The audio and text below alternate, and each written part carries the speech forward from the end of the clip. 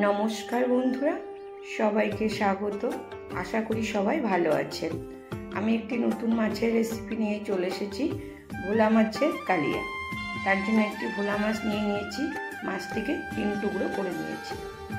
প্রথমে মাছগুলোতে নুন হলুদ মাখিয়ে নেব। কড়াইতে তেল দিয়ে তেলটা গরম হলে মাছগুলো উল্টে পাল্টে ভেজে নেব। মাছগুলো আমার ভাজা হয়ে গেছে। এখানে একটা মশলা নিয়ে নিয়েছি, 3টে রসুনের কোয়া, একটু আদা আর জিরের গুঁড়ো আর অর্ধেকটা টমেটো। খুব কম মশলা দিয়ে এটা বানাবো। তেল দিয়ে দিয়েছি কড়াইতে, দিয়ে ফোড়নে দিয়েছি শুকনো লঙ্কা, একটা পেঁয়াজ কুচি দিয়ে দিয়েছি। এটা লাল লাল করে ভেজে নেব। দিয়ে দেবো আগে থেকে করে রাখা বাটা মশলাটা।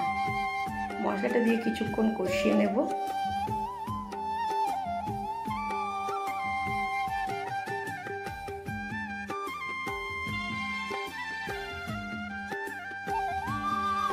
দিয়ে দেবো স্বাদ মতো হলুদ, নুন।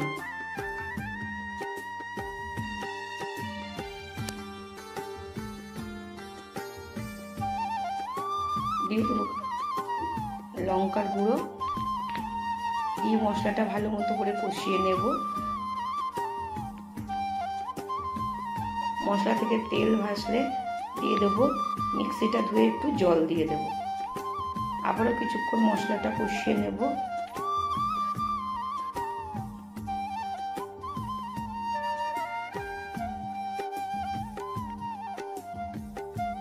দিয়ে দেবো খুব সামান্য চিনি, যাতে কালারটাও সুন্দর হয়, স্বাদটাও ঠিক থাকে। দেবো চেরা কাঁচা লঙ্কা 4-5টা।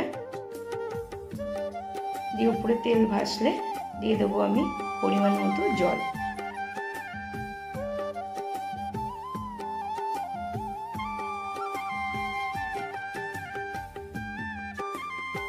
জল দিয়ে ঝোলটাকে কিছুক্ষণ ফুটিয়ে নেব।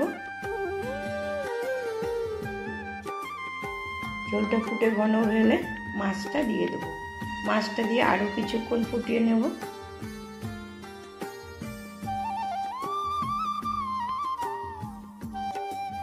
ঝোলটা মাখা মাখা হলে নামিয়ে নেব।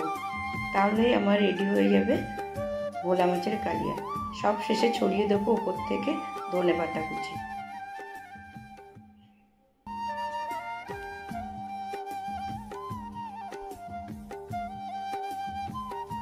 এবার আমি একটি পাত্রে এটা সার্ভ করে নেব।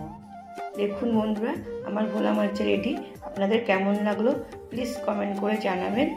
আশা করি ভালো লাগবে। ধন্যবাদ।